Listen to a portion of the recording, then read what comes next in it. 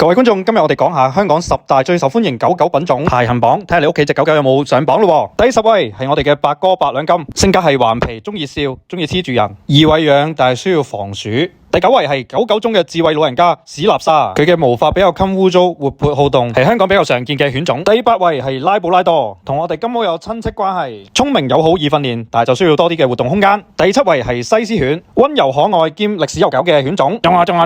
第6位係玩具貴婦，聰明多才多藝同埋乜都中意摁一餐。第5位係我哋阿強家族法國鬥牛犬。親人嗲人，同埋中意講主人壞話，仲有細細粒，適合喺香港居住。到我啦，第4位哥基，腳短短底盤低，中意笑同埋親人，係香港越嚟越受歡迎嘅品種。第3位松鼠狗，細細隻蓬鬆可愛，活潑好動，深受年輕人中意嘅狗狗。第2位柴犬，獨立警覺，好似貓一樣嘅性格，毛色鮮艷，適合喺公寓嗰度生活，係香港大受歡迎。第1位唐狗，香港原生嘅混種狗，堅毅健康忠誠，遺傳病少，係香港最多人養嘅狗狗。咪住先，金毛呢？